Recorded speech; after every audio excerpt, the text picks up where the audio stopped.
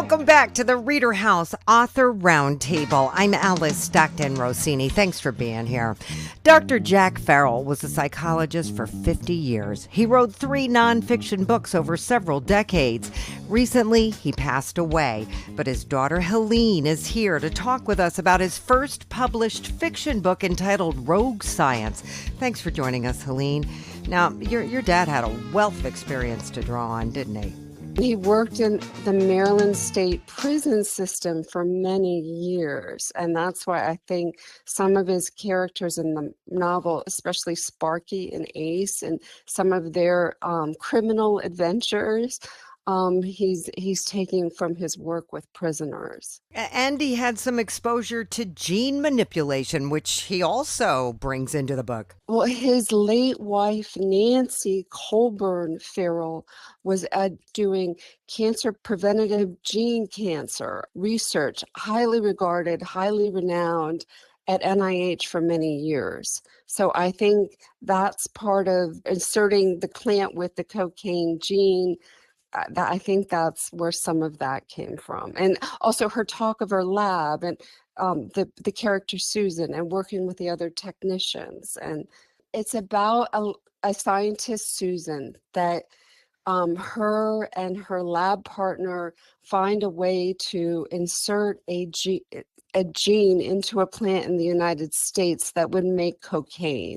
But she didn't do this for profit. She didn't manufacture this, but she discovered a way. And the cartels got wind of it and tried to steal the formula from her and wanted to get rich. And then it talks about separate characters, especially Sparky and Ace and their criminal adventures.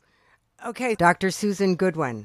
She's the head of the lab where these 2 men on the cocaine project had been employed.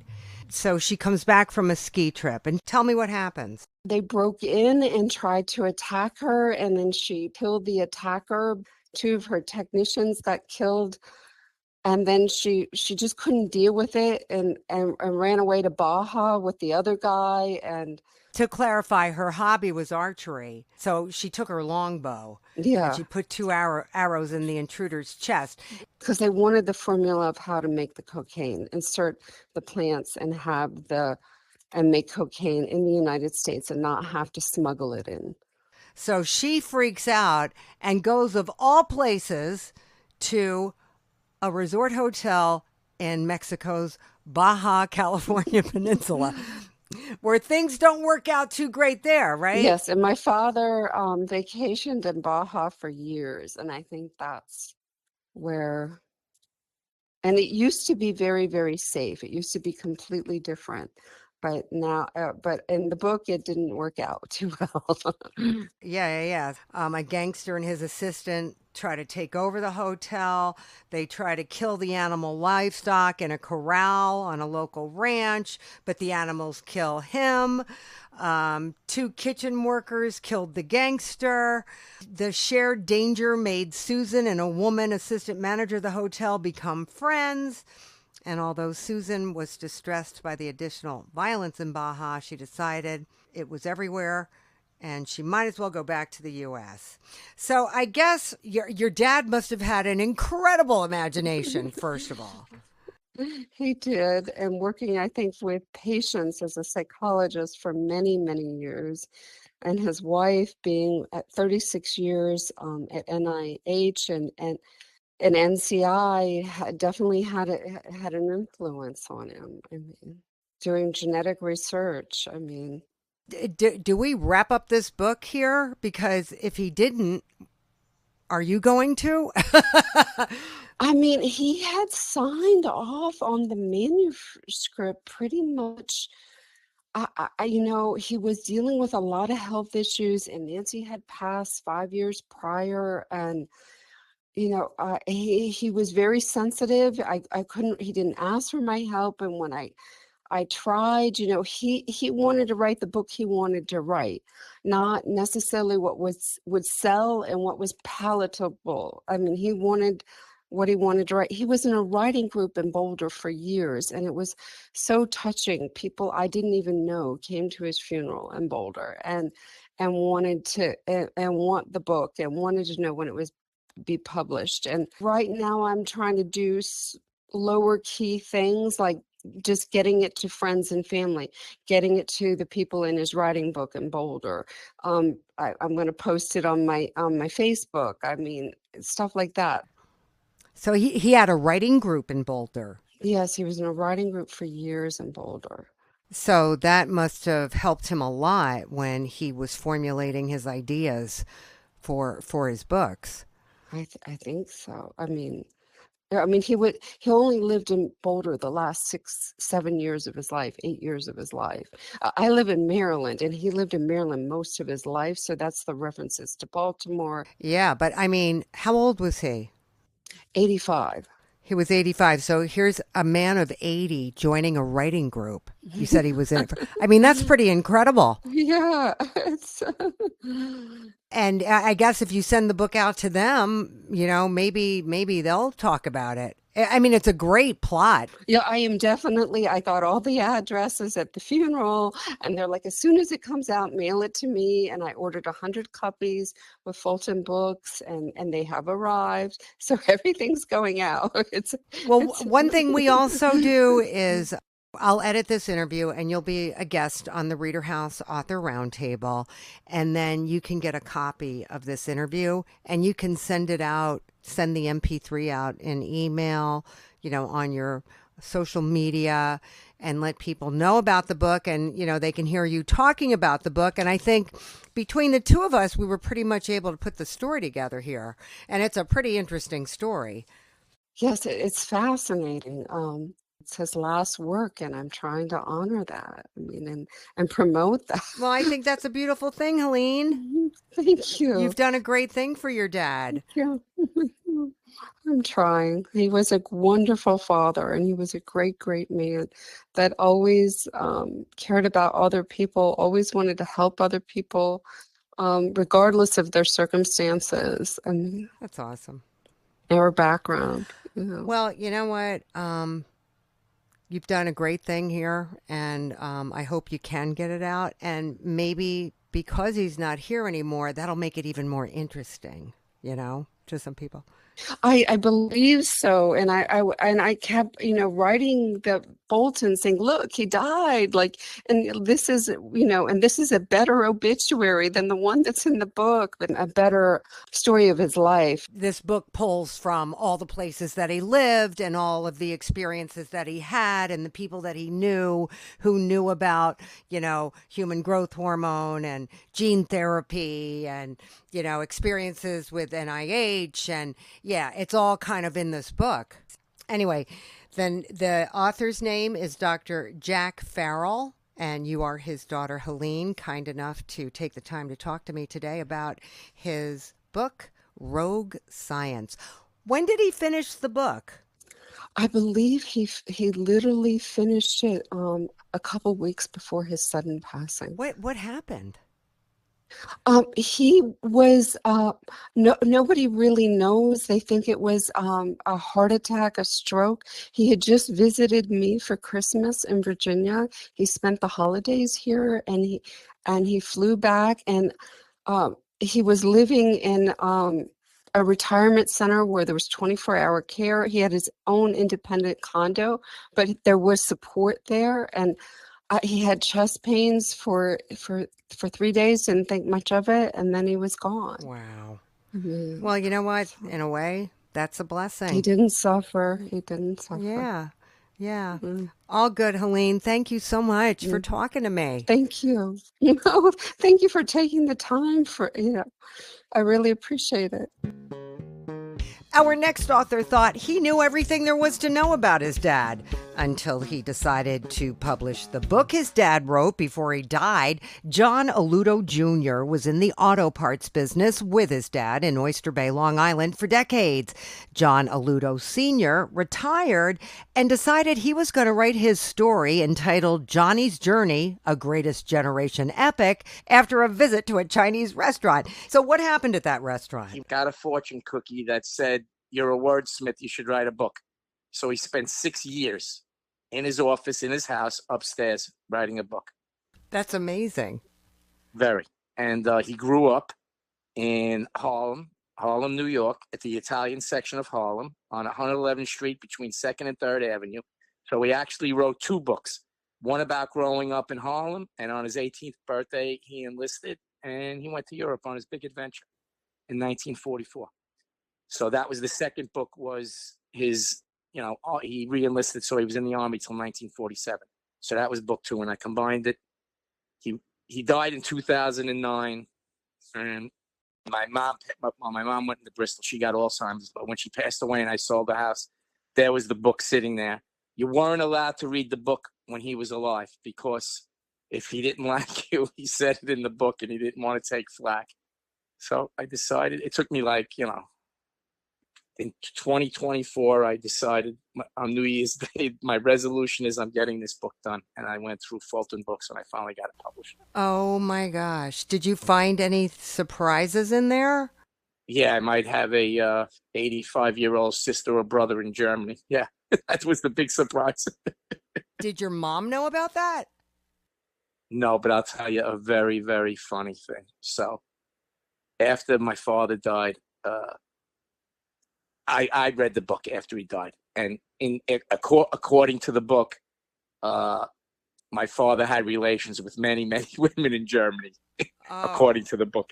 Oh. So my mom reads book 1, and then she tells me she's ready to read book 2. And I said, Mom, maybe you shouldn't read book 2. It's kind of bloody and gory and, World War stuff. You're not going to be interested. And my mother told me, don't tell me what to do. I'm reading the book. So about 3 weeks later, my mother calls me, and she said, I'm finished with book 2. I said, so what'd you think, Ma? She said, what did I think? I think your father had a lot of women, and then he chose me. And I said, holy shit, my wife would never have that reaction to that. Wow. He had a lot of women, and then he chose me. And my mother grew up on the same block as my dad. My mother was like 6 or 7 years younger than my father, but they grew up on the same block, 111th Street between 2nd and 3rd Avenue in Harlem. It's already a great story. Well, it's just so interesting, my father growing up, basically in the late 1930s, early 1940s. My grandfather worked for the Department of Sanitation, so they had no money. And just to see how it was growing up then compared to today, it's like, it's not like it's 100 years, 80 years. It's like it's 1,000 years, the life that you lived, compared to what growing up is today. There's so many interesting things. My father's first day when he got into Europe is so interesting. When he got off the boat and started fighting in the war, the whole thing is interesting. My father had a high school education. He was very, very smart, though. He enlisted, so he gave up and his family didn't have any money to send him to college anyway. But he was not, my father was very smart. He was a great businessman, and, he was a very interesting person. So, but just how he did this, 6 years, and, Oh, another thing.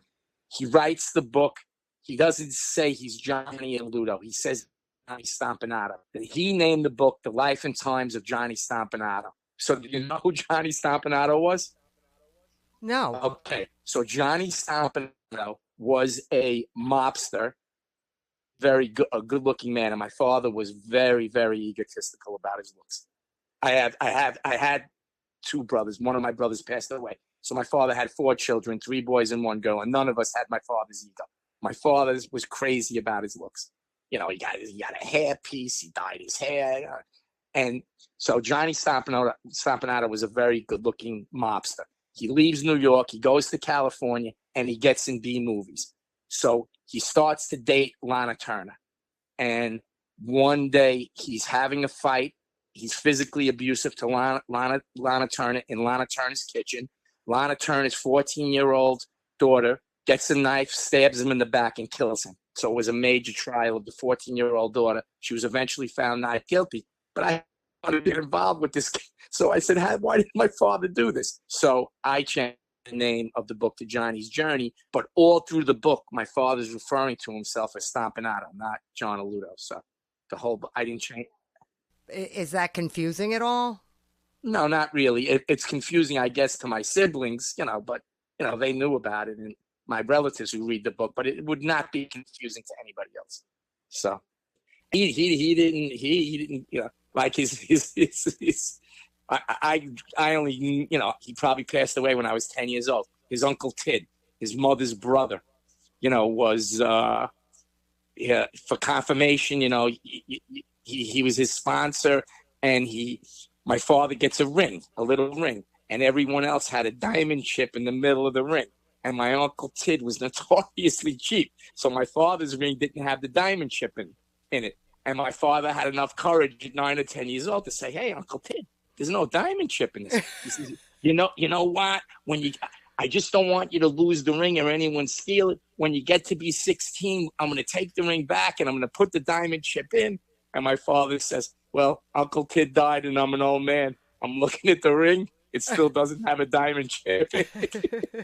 That kind of stuff. It's just like That's humorous. And so he called Uncle Tid a cheapskate, It's hysterical. It's really good. There's so many passages I can't even tell you. It's just like, and he always feared his mother. My grandfather, who I knew very well, my grandfather died when I was in my 20s. My grandfather was like my father's idol, and you could see it in the book. And he was so afraid of his mother, and they were poor. So my father hated birthdays, hated Christmas, hated all holidays. And now I understand why. Because my grandmother was so poor that when my father, let's say it would be his birthday, the uncles and aunts would come over and give him a couple of dollars, and my grandmother would take the money away from him and say, "It's not your money." Because now when it's their kids' birthdays, I have to come up with presents. So I'm going to take your money, and when I have to give the presents, I'm going to give your money to them because we don't have the money to give them. So my father never get to keep any of his money presents. Aww. Even on Christmas. So that's why my father hated all these holidays. It was like a bad memory for him. He didn't get to keep his stuff. So I never knew that. I read it in the book. Now I said, now I know why he hated everything. Now you know your dad. It was like crushing for him. Sure. Then he had an expression. Let's say one of my friends' father would die. And I'd say to him, "Dad, that's terrible." And he would say to me, everybody lives, everybody dies. He cares. He would say this a million times, and it was like so dark to me. I'm going, man, my old man's dark. So he was in World War II. They had a pack mule that carried all of their stuff, so they didn't have to carry it. They get an artillery bombardment, and the mule takes a shot of artillery in its neck, and it slowly bleeds to death. And all the guys don't give a shit about the mule. They're all just stripping their equipment off the mule. And my father said he looked at the mule and said, "Everything lives, everything dies, and nobody cares." So that's where he got that expression. All righty. From the mule in World War II. So that's why he always said that about people. Oh, jeez. Well, John Alutto Jr., that's me. Son of John Alutto Sr., who wrote Johnny's Journey, a Greatest Generation epic. It sounds epic to me, man. Yeah, well, I named it, so. Anything can happen now, John. Marty Scorsese. Your people should call my people, but I don't have any people. You'll deal with me directly. This is a movie. Thank you so much for taking the time to talk to me. This was great. Thank you. Have a great day. For 3 decades, Peter Crichton was a city and county manager in local government in Maine, and he loved public service. So much so, he wrote a book about it entitled Leading with My Glass Half Full. Thank you for your service, sir. And I say that because I don't think people realize how much public servants give of themselves in the hope of making their communities better. Well, I think that's true, and that's part of the reason why I wrote the book. Unfortunately, I think in the environment that we live in today, I think people have a negative view regarding government, unfortunately, generally speaking. Maybe not so much local government as they do the federal government or the state government, because local government is closer to people. But growing up, John F. Kennedy was one of my heroes, and he inspired me like he did millions of Americans. And you know, I think that government is part of the solution to a lot of the issues that we're facing and challenges. And I enjoyed my time in government. It was challenging, but it's also very rewarding. So tell me how you lay out your book. Well, it's a book about leadership lessons that I've learned from over 30 years of being involved in public service at the municipal and county level. It's a positive take on public service and public servants. And my hope is that people will find something that's of value to them when they read the book, be an inspiration, hopefully, to some people. And then what I've learned will help people to become a more successful leader than they ever thought possible. What was one of your most difficult challenges? I think that for a city manager, a county manager, assistant city manager, I think working with elected officials on your board. In my case, I was a county manager for almost 20 years, and I had county commissioners who were the elected officials. Working with them, trying to understand where they're coming from, what they wanted to accomplish during their term in office, and trying to implement their policies, and at the same time trying to influence what they're doing, what they're thinking. When I went to Cumberland County, one of the things I talked about was doing a strategic plan, and the commissioners at the time were very receptive to that and excited about that. They wanted to have a progressive county government. They wanted to move forward. They had a vision of what they wanted county government to be doing. And I shared that vision, fortunately, and I was able to work very well with them. So I think that relationship with the elected officials is key to any manager of a municipality or a county being successful. Can you give me a specific instance that you had to navigate? I'll give you success and I'll give you a failure. Okay. And I'll pick on county government for now, my experience with Cumberland County government. I also was a city manager for the city of Auburn, and also the assistant city administrator in Lewiston. But in terms of county government, when I became county manager for Cumberland County government, we had a very small dispatch operation. I write about it in my book. And we were serving 5 municipalities out of 28 in the county, and the sheriff's office. And it was in about 1,000 square feet. Didn't have a supervisor on a regular basis. There were lots of issues. The space wasn't adequate. The air quality wasn't adequate. And there were a lot of problems. And I felt, coming from municipal government, because I've been working for the city of Lewiston prior to that in the town of Mars Hill, I felt that it was an opportunity for county government to provide a regional service that provide quality 911 critical service at less expense. And they believed that I was correct. They wanted to see that implemented, and I was able to work with them over a period of years to do that, so that when I left as county manager and became the city manager in Auburn, we had grown that communication center into a modern regional communication center that provided dispatch to 15 municipalities and 911 services to 19, as well as the sheriff's office. And it was about 6,000 square feet that we had established at that point. So it took quite a while to get to that point, but it was a labor of love, and there were a lot of challenges to it. And at the same time, there was a great opportunity. And then on the other side of the coin, there was an opportunity for us to be able to work with an organization in Washington, D.C. called the Ferguson Group, to try and bring federal money back to municipalities for projects that are worthwhile and of value to the community.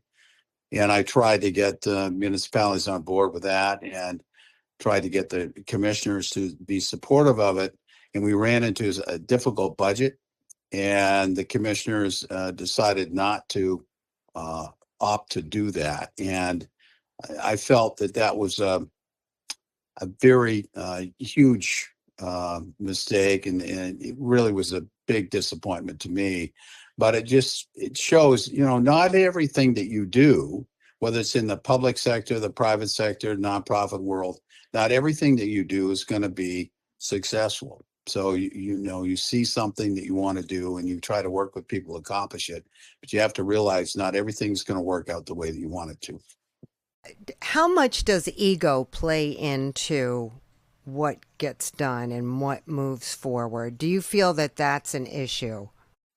Well, it can be, depending on the personalities and the individuals. In terms of myself, I mean, I always believed in a team approach, and I never felt like this, the smartest person in the room. I wanted to pick people around me who really were able to complement my leadership style and help me accomplish what I wanted to do. But egos are definitely a challenge. I think in my role as a leader, what I try to do is build relationships with people, get to know people, build trust. And there's a chapter in my book called relationships, trust, and collaboration. And in order to be able to accomplish something with a group of people, you have to have that trust. And you have to sometimes put that ego off to the side in order to be able to accomplish that. Again, I think you have to build relationships with people, build trust with people. I use strategic planning as an opportunity to be able to build relationships with people, both inside the organization and outside the organization. I did it in Cumberland County a couple of times. I did it with the city of Auburn, where we had staff who were involved, and we also had people from the community who were involved. And in the case of Cumberland County, municipal officials who we were trying to serve, and people from the business community, nonprofit sector, same thing in the city of Auburn. And when you spend that much time with people, like 6 months or more, trying to develop a strategic plan, and you have so many meetings and discussions, it really is a great opportunity to be able to build that trust. And when I became county manager in Cumberland County, there was a mistrust of county government in Cumberland County, and people weren't accustomed to working with Cumberland County government. And that strategic plan provided a platform for me to be able to build a trust with people so that we could do things together. Well, it seems to me, the main theme running through everything in this book is optimism, being optimistic that you can break through, being optimistic that you can get things done, being optimistic that you can handle various egos, various issues, various roadblocks. And you say in your synopsis that optimism is difficult to find today. Yes. What do we do about that? Well, I think it is very challenging today. For lots of reasons. I was born optimistic, the fifth of 6 children. All of us went to college and graduated from college, all the kids in my family. My parents did not have college degrees, but, we grew up in an optimistic household. And I've always had an optimistic view. And I will confess this, when I did not feel optimistic, I never showed that, except with very few people, because I think one of the worst things you can do as a leader, if you're faced with a challenge or a goal that is very ambitious, is to show that, you're not optimistic, confident that you're going to be able to accomplish that. I think you have to exert, energy, enthusiasm, and optimism, and do it in a positive way, not in a way that you're not being deceptive or hiding anything. But I think people are more likely to follow someone who is optimistic and positive than they are someone who's negative. How are you getting this message out? You should be on tour. Well, I've been working with the publisher on doing that, Okay. and I appreciate that. Page Publishing has been very helpful with that. I've used my Facebook page. I am also on LinkedIn, Instagram. I've sent emails out to people. I'm actually doing a book signing at a bookstore, one of Maine's oldest bookstores, Sherman Books, and I've just keep trying to get the word out. I'm going to a conference in the near future where I'll see colleagues and I'll talk about it. And I'm just trying to use whatever means I have to try and get the information out about my book. I'm hoping that it'll end up in a classroom where Hmm.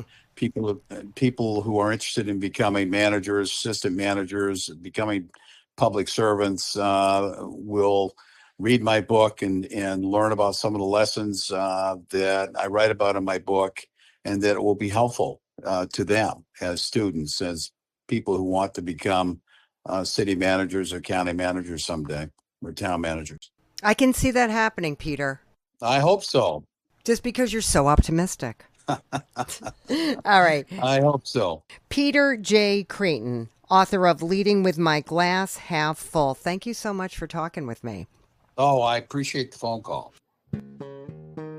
D.L. Kreager has been writing since she was 14. She started with poetry, then short stories, and when her grandson was born in 2020, she was inspired to write Rylan the Happy Kangaroo series. So today we are talking about two books, Rylan the Happy Kangaroo and Rylan and Rin Go to the Carnival. D.L., tell me about your grandson. He was born with cystic fibrosis, and that's kind of what inspired me, was just his strength and his courage, and that's what's inspired me to start writing the children's books. And of course his name is Rylan, and so that was the main character was named for him. That's a beautiful thing. How many Yes. books in the series? So far for this series, just two. Okay. I have written a third book that's recently been published, and it's named The Moon and the Tree. And that was inspired by my grandson also. One morning we were eating breakfast, and it was a cold, snowy day. And he asked me, "Grandma, why are the trees so quiet?" I told him the trees are sleeping. It's cold outside. So that kind of gave me the idea. And I brought the moon in, and they have a conversation about the moon and the tree have a conversation about the seasons. Oh, It's a sweet. cute little book. Yes. So tell me about Rylan and Rin Go to the Carnival. Well, you know what? It's a cute little book. And the first book was about Rylan, the happy kangaroo, and he was in search of a friend. And at the end of the story, he finds this friend, Ren. So the second book, Rylan and Ren, they decide to go to this carnival, but on their way, they come across this little meerkat that's lost her way back to the zoo where her family is. So they try to decide, do they want to continue with their plans and go to the carnival, or do they want to try to help her get back home? So that's the decision they made. So, they had opted just to miss out on the carnival to try to help someone in need.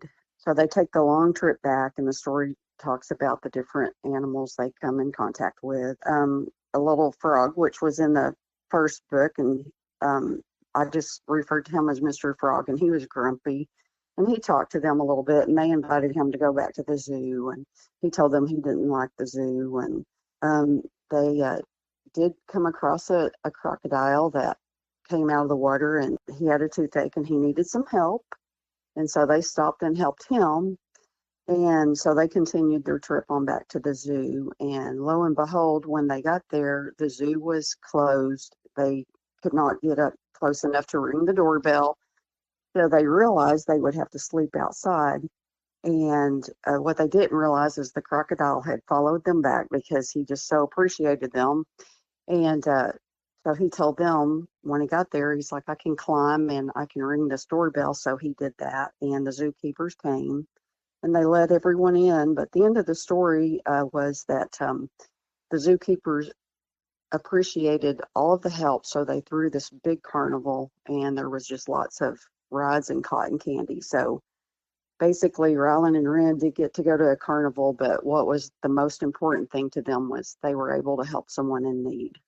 So that's kind of a summary of the story. So is there a lesson in every book? There tries to be kindness, caring. When you care more about someone else than yourself, then I believe there was a quote that if you actually care more about someone else, then you have succeeded in life. For sure. How does Rylan, how did he react when you showed him the books?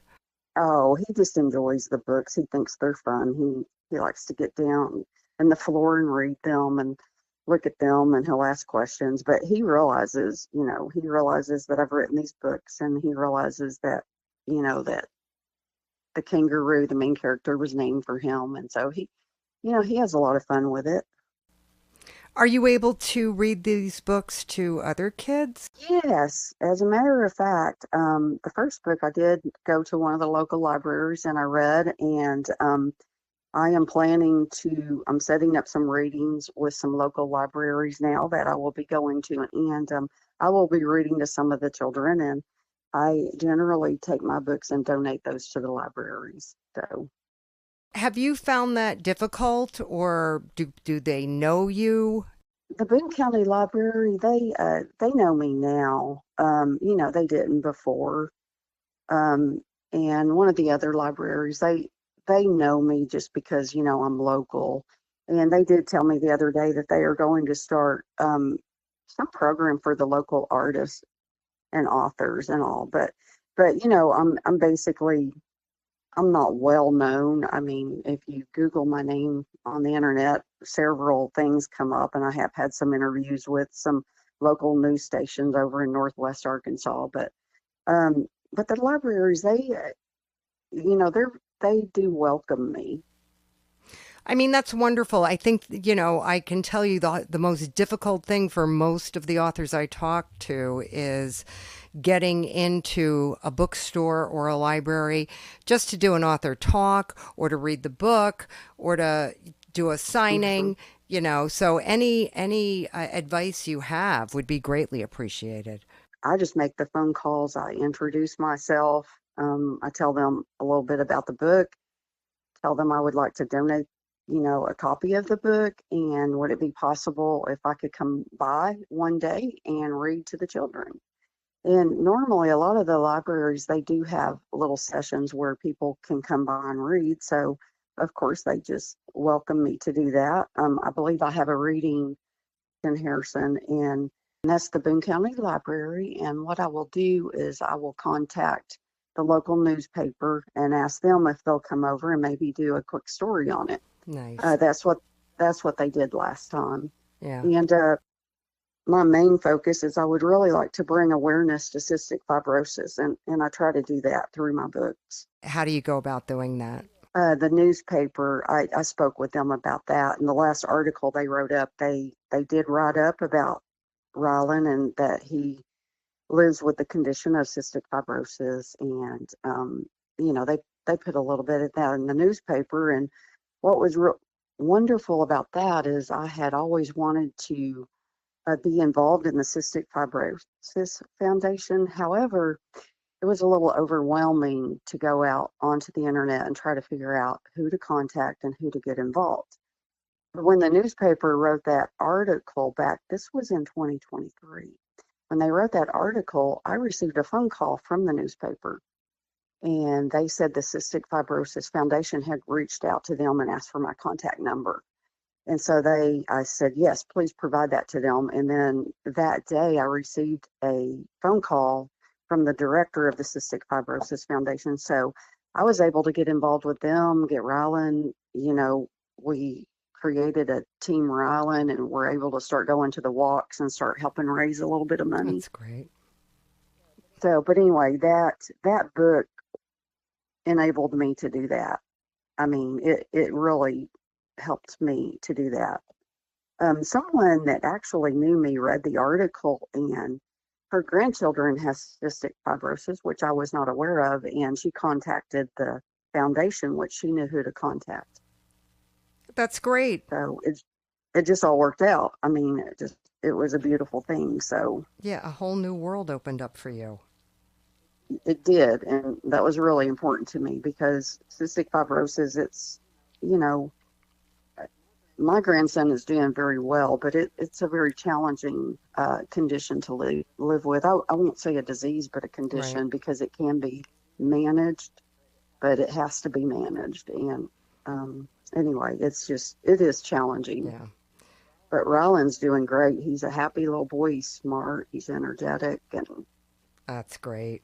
we're just lucky to have been blessed with him. D.L. Kreager, author of the Rylan the Happy Kangaroo series, Rylan and Rin Go to the Carnival. Thanks so much for talking with me. Good luck. I hope Thank you you, raise a ton of Alice. money for cystic fibrosis. Good for you. Thank you. I really appreciate it. Thank you. How many people meet their soulmate, the one person they believe they were destined to spend their life with? Rhonda Ward says she was one of the lucky ones and tells us all about it in her book entitled In the Nick of Time. This is the first time you ever wrote anything, isn't it? I just started writing because it was such an impactful part of my life. And I just had to write about it. I just had to put it on paper. And so I just started writing about it, never expecting it to be a book, never expecting it to be published. It took me about 3 years to do it all. And it was a very cathartic experience because you're writing and you're expressing what happened, and it just really gives you kind of a freedom, and it's beautiful. How long ago is this? Oh, goodness. We were together 15, 16 years. It was in the 80s up to, well, when he died. He got cancer. When I lost him, it was like my world just turned upside down. Where do you begin in your book? I begin kind of like a basic interpretation of how we met, because how we met, we both worked. He was a corpsman in the Navy, and I was just starting. I was a CNA working through nursing school, and we met at this facility, and we couldn't stand each other when we first met. We did not like each other. And it just took one time. I have a very strange sense of humor, and he does too, but I didn't know this because we just didn't want anything to do with each other. And just one night I walked in, and he was at the end of one of the hallways, and he was going through getting reports with the nurse. And I walked down the hallway. Now, we worked the night shift. I walked down the hallway and I said, "Oh my God, where have you been all my life?" And he looked up and he came walking towards me. He goes, "I know, I've missed you too." And everybody was just like, wait a minute, they can't stand each other. That joke, that was it. You knew you found your soulmate. Yes. And it was just so strange. And now, like, that's not in the book, how we met, kind of a basic kind of story, but there's some parts that those memories are very precious and dear. So what's in the book? I do describe, like, I talk about how I met him, and he seemed very standoffish. So there is kind of a translation there, kind of still the meaning is there that we didn't like it when we first met, and then we had to work on a project together, and that's when we hit, and that's basically what happened. It's in the Nick of Time was his name, Nick. Yes, his name was Nick. In the book, his name was Nick. I use that term because he had the innate ability he could be very calming, and I can get very excited. I can get very excited and just jump on and want to do. He had an innate ability to just say the right thing at the right time to just bring me down, just calm me down, get us through a difficult time or so forth. And that's why I said in the nick of time. It was always just when I was about to explode, he would say something and I'd be like, okay. That was our relationship. We were very close. I loved him to death. And I mean, I would do anything for him. We went through a lot of challenges. What kind of challenges do you talk about in the book? One big one is children. And there's an aspect of my life that happened before I met him. And when I met him, we weren't sure we wanted children because we were just enjoying our life so much. And his parents were just very determined that we have children. Not that I couldn't have them, but I had 2 children and I had given them up for adoption because I was not in a good place at that time. And he knew that. So he did not want to push me and I didn't want to push him. And we just kind of let it go. But in the story, in the book, I talk about how I did get pregnant. I lost a child and how we got through that because he was very understanding. I got very uptight and anxious. He was always very calm and understanding. And it was just, we got through it. And I didn't lose a child, but I explained the lack of children because, his parents really wanted us to have children. And we had to say something, but we didn't want to lie. So we told them that, told them the truth. We finally told them the truth. And that's kind of how we handled that. But that was a very challenging time because I had given up children for adoption. That was a very heartbreaking moment for me. And he was not going to push me in that. He was amazing. He was a very amazing man. He got me through a lot of hard times in my life, and we got each other through hard times in our lives. What is the message here? The message is that when you find love, it's not always going to be easy. It's not a walk in the park. It takes work. You have to make compromises. You have to accept some situations, walk away. Fighting and walking away from something that is so good and not even trying to keep it good. I think that's my message. Don't walk away from something just because. And that's my fear of life right now. Everybody gets married and divorced in the drop of a hat. Mm-hmm. Mm-hmm. I'll get married. Okay, we're not 2 or 3 years under. Okay, we're divorced. And it's like, I had so many experiences in my life, and I still see it, where I see couples that have been married 30, 40, 50, 60, 70 years. And that's a beautiful thing, to love someone that much that your life is together. And there's a beauty in that. There's like a poetry in that. There's a music in that. There's a dance in that just you can't get any other time. And every time we throw something away, love away like that, we're missing a beautiful opportunity because we don't know what could have been. I think it's interesting when people say we never fought. I divorced my wife and I found the love of my life. We never fought. We never did this. Everything was so perfect. Whenever anybody tells me how perfect their marriage is, I am immediately suspect. Yes. I do wonder, how much are you supposed to put up with? But you know what I mean? And see, that's kind of like in the book, because there are times where I explain, and sometimes he would have this ability. I'd say, listen, why don't we do this? He'd say, no, I don't think that's a good idea. And he would go on describing what he wanted to do. And there's a couple instances in the book where I reference that, where it's like, okay, I don't know. I think we need to, and I would step back. We would have our confrontation. And then it always took one of us to say, okay, time out. Let's work on this. Because if you love something enough, you do fight. Come on. I'm with you 100%. Anybody that says they don't argue or fight, please. Please. If you're together and you love each other, you're going to have differences of opinions. You're going to have differences of how you want to do things or don't want to do things and so forth. And you got to work through those. It's worth working through those things to find that beautiful love and that beautiful time, because my time with him was the most precious time. Are you out talking about your book?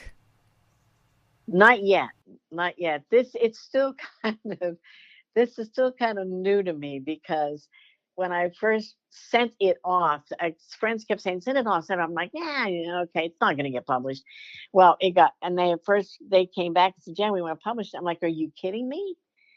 And then I went through and I didn't know what to expect. I had to go through all the editing parts and stuff. And so it's still kind of new, and I'm getting all these calls and these inquiries on, you want to talk about it? Come on, come out. Let's do this.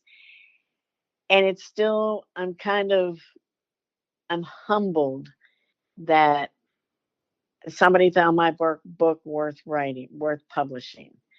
Yet I want the message to be just embrace love, go with love. Don't just throw it away all the time. Just work with it. Build on it. So people are asking you to come and talk about your book? Yes. Couple book clubs ask me, and I will do it, but I have to be ready. Okay. Because like I said, I've given you some aspects of our life that I didn't put in the book, but I did kind of reference them in a way. Okay. And I'm happy with that. I want to, because there's that, the whole fact of our life together. It's just, I'm not going to put a lot of that out there because it was very personal, very precious. Okay. The memories are very precious to me. All right. You going to keep writing? Actually, I'm working on 3 different books right now. Jeez, good for you, I'm Rhonda. on another book, a novel, but I'm working on 2 books. I don't know what to call them because I'm a photographer too, and I love trees and I love clouds, and so I've got a book together. I've got pages together, and it's the trees, and it's just amazing. But I've got 2 others that I'm working on. I'm doing a kids book, and it's going to be like a fairy tale, walking through the park or through the woods, and the trees and the little fairies and stuff that live out there. That's another one that I'm working on. Good for you. Good for you. Yeah. So we'll be hearing from you again. So Yeah. Rhonda Ward, author of In the Nick of Time. Thanks so much for talking to me. Thank you very much, and I hope you have a beautiful day. It was 3:00 in the morning in Hawaii when I caught up with John Stewart. He's a signals intelligence analyst for the U.S. Army. He gets up early a lot, and sometimes he writes. His book, A Broken and Redeeming Road Forward, started as a journal. And you were going through a lot at the time, right? I was going through training and then also custody of my daughter. And so I needed to write a journal in order to process the mental and emotional difficulties that I was going through. And then you decided to turn your journal into a book. Yes, I decided to publish it after everything I'd gone through. I realized that it was really difficult, but I made it through it, and I wanted other people to see if I could make it through this, they could make it through their own difficulties. What was the most difficult part for you? Just, I had known my ex-wife since I was 3 years old, and she had completely destroyed the life that I had built with her. And overall, that was the most difficult just aspect of it. Did she change after you got married? She started to, yes. She started to, she would control me more. She wouldn't want me to do certain things. I was in the Marine Corps prior, and I had done so much, and I was going to do a lot more, but she had decided to join the Army. And so I researched it and decided, okay, if I stay in the Marine Corps, I'll probably divorce her. And I've known her my entire life and I love her. So I'll switch over to the Army. And just with that, it was ever since we got married, she was slowly trying to change the life that I had always wanted and had always talked to her about growing up. And so that was really difficult. And you had a daughter. Yes. We were in Germany. She was at U.S. Army garrison bomb holder, and she told me that she didn't want me there anymore, and I couldn't understand why. And so then she said that I was really mean and abusive and stuff, and I was trying to think through everything, and it was I've never been mean to you, I've never been abusive, I've never done anything wrong. Everything I've done was out of love for you. And so then she said, I want you gone, you have to go back. And so that separation from my daughter was really hard, and that's what I've been fighting to get, to be back with her. You're still? I'm still, yes. So right now I'm taking her back to court for breaking the custody order. And so it's just one more step into being back with my daughter. I'm so sorry. I know you said you want the reader to feel like if you could endure this, they can too. Yeah. I want the reader to come away with resilience. I am a normal, everyday guy, and I have experienced so much, and I've only been able to do that because I am resilient. I recently, a few months ago, went through the Master Resilience Trainer course with the Army, and it's my goal with that to build soldiers up to be resilient. And with my book, my goal is to build other people up outside of the military to be resilient. What does that take? Is there a recipe for resilience? Is it a mindset? Like, how do you get there? It's a mindset, and it's just essentially never giving up. Like, you will go through so many unexpected things and difficult things, and never giving yourself the choice of giving up, and being able to make it through the unexpected and bounce back in your life for from those unexpected difficulties. So down the road, you're hoping to teach resilience. You're hoping to do resilience training, and your book will be the handbook. Exactly. Or maybe not the handbook, but just like a reference.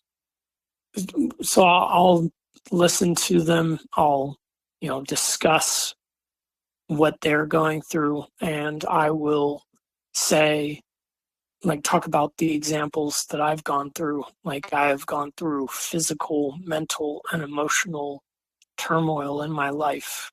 And so yeah, I made it through because I've been resilient. Okay. And they can make it through if they decide to be resilient as well.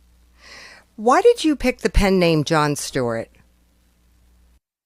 I originally started with just John Doe, and then whenever I decided I should publish this, I thought, what should my last name be?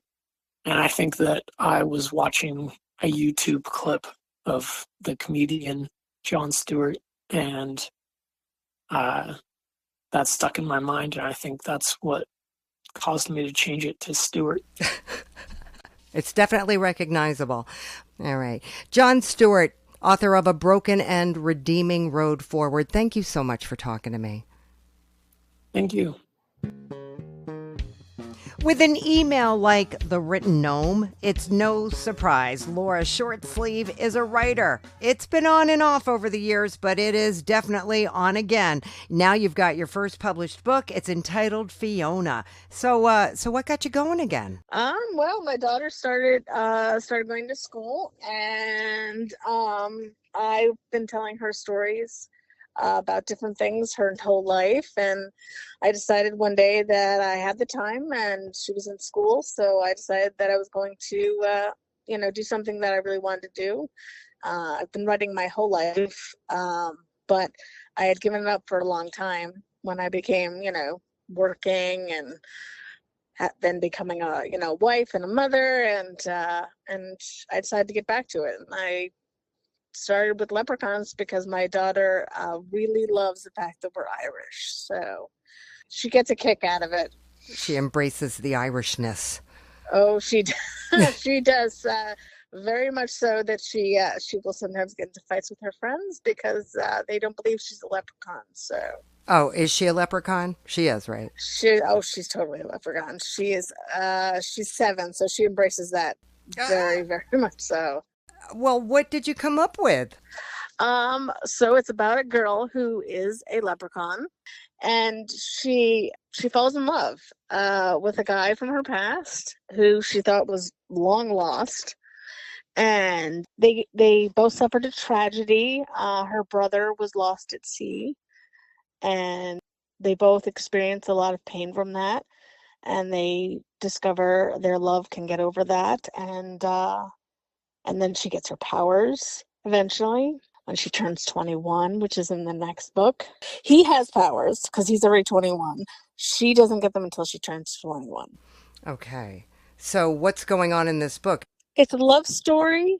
There's a lot of conflict because when her brother was lost at sea, he left, and that was really hard for her. And so she has to work to forgive him for leaving for 5 years. And how does she deal with that? His power is visions. He gets them while he's sleeping. He gets he has a vision that leads him back to her, and just through faith in destiny and knowing that they're meant to be together, she's able to work through it. And just the fact that they are meant to be together. Now, this is the beginning of a series. Mm-hmm. How many books altogether? So there's going to be 5. The first one is already published. The second 2 have been published by me, but have not been officially published by my publisher yet. Okay. And then there'll be 2 more after that. So what's the cliffhanger at the end of this book? The cliffhanger is whether or not they're going to get married and what happens when she gets her powers, because he has a vision, and so they don't know what's going to happen. There might be some mystery having to do with her powers and what happens. So she doesn't have her powers at the end of the first book, but she knows she gets them when she's 21. Right. It's similar to how Harry Potter or Twilight, how they start more innocent and it becomes older. So that's why the second book is a little bit more mysterious, a little bit more scary. And then by the third book, it's a full-blown love story. Nice. So, lots of drama. And how do you get to the young adults that you would like to read this? Well, I start off with something that kids want to believe in. Kids want to believe in mystery. Kids want to believe in fairy tales and happily ever after.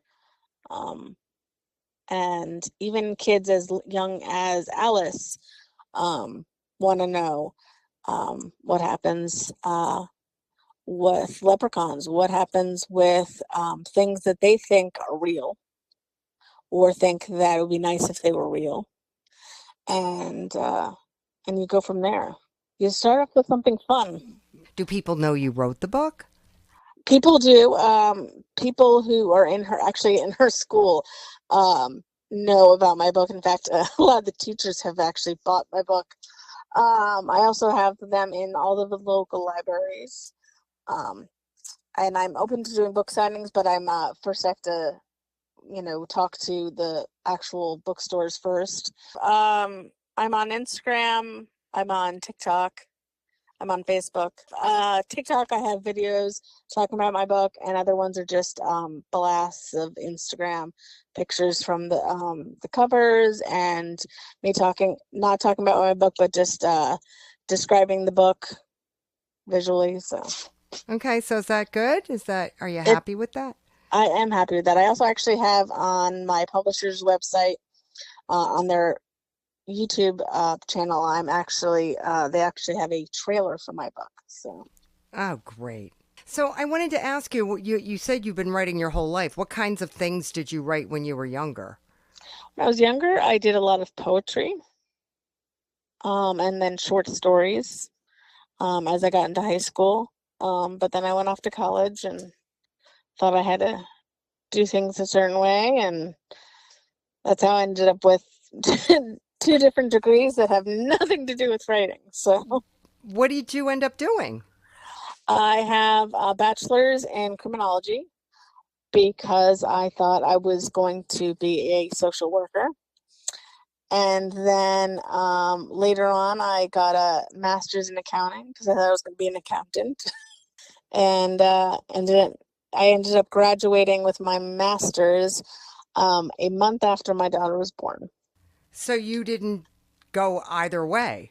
Nope. I didn't. I ended up working as an administrative assistant for a few years, and then I had my daughter, and I took some time off, and now I'm writing. So That's pretty good, Laura. Laura Shortsleeve, author of Fiona. Thanks so much. thank you. Kaedyon Thompson has found herself in a precarious situation as she tries to promote her book entitled My Cookbook. How'd you get started on this, Kaedyon? I saw the commercial, the advertisement on television, and that's what inspired me to write my book. Well, I wrote multiples of books. I wrote 15 books and sent them in. But this is the first one that will be able to get published. Tell me what's in your cookbook. So in my cookbook, you can find I love the fried mushroom in my cookbook. And if you're a mushroom and pasta person, you'll love that. I have drink, sauces, and juice. Do you have a favorite food that you like to cook? Yeah, I do. I do have a favorite food. I love to cook oxtail. So I get my oxtail, I rinse my oxtail off, I season my oxtail, and I put my oxtail for 15 minutes or probably overnight, depends, for it to marinate. Then when I get up in the morning, I like to pour a little bit of oil in the hot pot. And after I do that, if it's too much, because oxtail itself bring a lot of fat, and I don't want too much grease into my foods. I prefer sauce than grease. So I will pour off a little of the oil. So if you're pressuring your oxtail, you don't need more than 20 minutes. You gave it 15 minutes as soon as you hear the whistle goes off.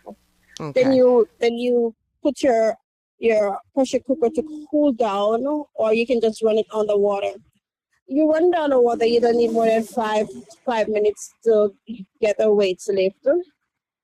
After you get that done, then you test your oxtail. Sometimes your oxtail can be a little bit tougher than sometimes. If it's tender just about how you want it, then you just transfer from the pressure cooker to a regular pot. You skim off your oil, you make sure you don't have no oil basic anything, and if you're not in any rush, you can put it to cool, then you can see all those oil curdled at the top, and you can clean off all those oil. And then now you can get to have your seasoning. If you pre-prepare your seasoning, you just go ahead. Some people like to add spinners. That's a little dumpling into their oxtail. I don't like that. I prefer Irish. So I love to use Irish carrot in my oxtail. If I have the butter bean, I will use my butter bean into my oxtail or broad bean. But you can use those just in case you have no Irish, because it helps to butter the oxtail. So after that, you give the oxtail another 5 to 10 minutes in cooking. Depends on the portion of water that you have in there, or sauce or liquid.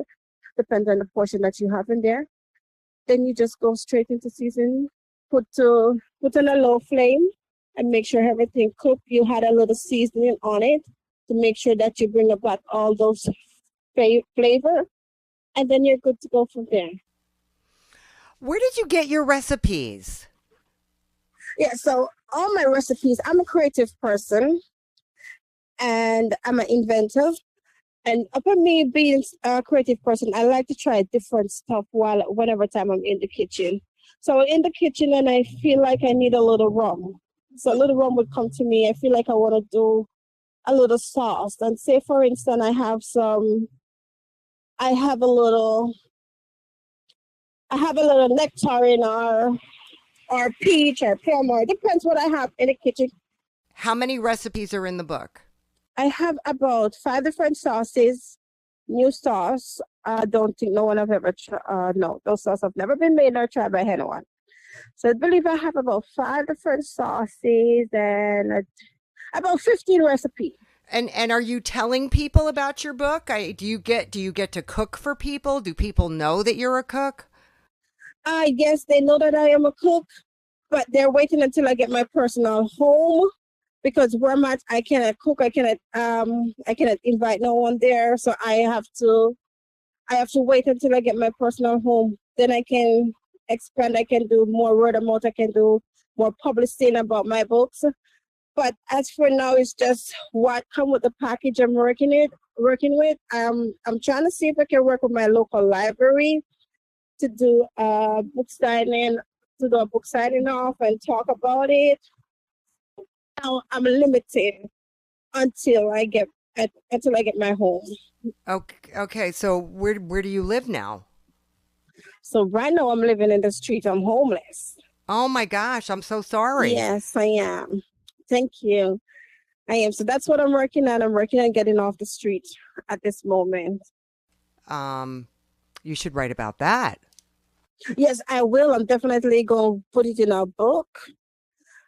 I'm definitely going to put it in a book, and I'm definitely going to put it in a movie because I'm already working on the movies. I have about 3 homeless movies that I start to work on. And I have a good amount of stuff that I'm going to do, just what I'm facing in this little season that I'm going through now. Okay. Well, listen, be safe out there. Yes, I will. Kaedyon Thompson, author of My Cookbook. Thank you so much for talking with me today. Thank you, Hollis. You're welcome. We hope you enjoyed this edition of the ReaderHouse Author Roundtable, where authors from all walks of life come together to discuss the trials, tribulations, and triumphs of publishing their books. I'm Alice Stockton Rossini. We hope to see you back here every Saturday night at 8 o'clock, or listen to our podcast anytime on Spotify, Apple Podcasts, Stitcher, TuneIn, and PodServe, just to name a few. The Author Roundtable is sponsored by ReaderHouse Online Bookstore, where independent new authors come first.